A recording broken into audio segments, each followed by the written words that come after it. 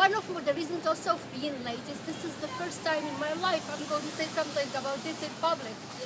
So I did purposefully also make myself late because I'm afraid. I'm still afraid. Though I'm not an afraid person, but here you have it. People hear blasphemy laws, but there is more to it than that. It also becomes the right to not wear what you want, and to grow up being this beaten human being struggling with what you were brought up with. When I was 16 years old, my mom used to beat me until my thighs and legs are green. And for only reason, it was because I wore tight pants. And that was a very bad thing. And of course, you don't get the right to criticize God, you don't get the right to criticize your parents, you don't get the right to criticize whoever is running your business, be it political, be it the teacher at school. And obviously, we were always beat. We were just children wanting to learn, but we were beat. This is what it is to grow up in a place where blasphemy is not allowed, because I think the only antidote to religion going out of control is exactly that, is being blasphemous, is making ridicule out of it. It's the only thing that curses it, because it breaks it, because believe me, people go crazy. Sometimes I go back to Morocco, and despite everything I know, and I'm a big rebellious person, but you come into this circle, something happened, this is not allowed, this is not allowed, pretty much you are like pretty much tied up to the point that you see horrendous things happening in front of you, there's nothing you can do. I don't know how to explain what that feeling is, but you have it, here I am. Like, my biggest struggle is to unlearn how to be, is to unlearn the forced upon me. Yet my case is not the worst, because I grew up reading. I was lucky, I was near a library, and I read a lot. But still, this is what it does. Not to be allowed to speak, to criticize religion, is pretty much not to be allowed to life. It just depends on your lack of the draw. If religions just go crazy and crazier, anything can happen. From cutting hands, cutting feet, which happen as we speak, to being thrown in jail for no reason. Right now, I have many friends on Facebook. That's pretty much the only place I allowed myself to speak. I'm still not as brave as him, but my friend Albert Saber, you know about him? A neighbor, he is an Egyptian living in Egypt, and he is from Christian descent, and he is one of us, like us, that these young people that were born in religion and are sick of it, and simply express. The only place we found our places is in Facebook with all of us from all over. That's the only place I find support.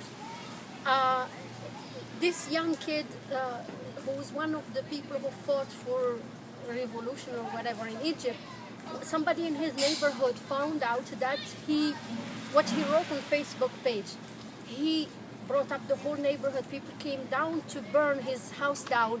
He calls the police. Guess what the police did? They grabbed him, took to the station. We saw pictures of him coming out of the station with his neck injured. And as we speak, he's in jail and he's going to be tried for blasphemy. My friend Tony Saint-Marc, he calls himself Tony Saint-Marc, he's a photographer and a graphic designer, another Egyptian, one of our group as well. He works in UAE, in Abu Dhabi, and he's somebody on Facebook on his list reported him, and all of a sudden the police comes to his place of work, says, "Are you so and so?" He goes, "Yes," and then they grabbed him, grabbed his computer, off he goes to jail. And locked up he is, and all of a sudden he realized, they say, "Did you say this about him?" He say, "Yes." And all of a sudden he realized when in jail that he could be actually killed. That could be very serious. So somebody in jail from Lebanon who was there for some money business or whatever, told him that the only way he can get out of it is to pretend that he's schizophrenic. So he's what? that he's schizophrenic, that he's mentally ill. Oh. So when he was questioned by the judges, one of them all of a sudden asked, "Are you sick? How can you really say this about Islam and the religion and God?" He said, "I don't know, maybe." And off he goes. That's what he played, the card. He was let go, but he still doesn't have his passport. So we don't know anything. So I kept all his information. Anytime, anything can happen. My friend Walid Hussein was thrown in jail and we were thinking he's dead. He was from Palestine. The same thing. These are young people just like, we're just speaking of like beyond wrong things that we see on daily basis. He was found and he thrown in jail. So people, the mob in the street wanted to kill him too. Like, so this is the case. Look at us, and I'm not the most unlucky one. I'm here, you know. But look at these places, and I'm always amazed at people in the United States about how they think these things aren't real, but these things are real. They weren't our reality 10 years ago, but they became. So, like for instance, you see the uproar about the movie about the Prophet Muhammad. Everything in that movie, the movie is goofy and ridiculous and not a very good movie, but everything in there is about some truth that is related in the books of Islam. All those stories that they didn't made up anything. I watched the movie. So people are like, oh my God, everybody's offended. This is what the books say. This is what was done. So why are you offended? So anyway, we are up many problems, a man of which nobody really understands where we come from. And sometimes I feel like only one who will save us is ourselves, because even when we talk to people in the West, they think we exaggerate. It's not exaggerate, it's not a joke. This is pretty much, this is it.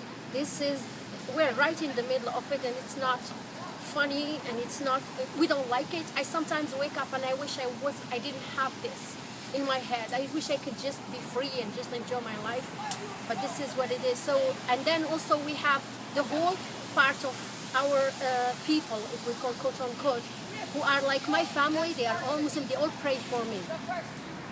But I wish they would just like be more like understand, come out of it a little bit, because it also costs me a lot of money. Because when they believe in this, everything, like one of my young sister had a seizure or whatever. She started talking with the voice of a man and start cursing, and then it was like the devil. Obviously, it's not. Never mind. It's all that she has to cover. She prays more than she goes to school, or she doesn't have a boyfriend. She doesn't have a life. All my sisters don't have a life. But anyway, etc. That's all I wanted to share with you guys. I'm sorry. Thanks for coming. Yeah.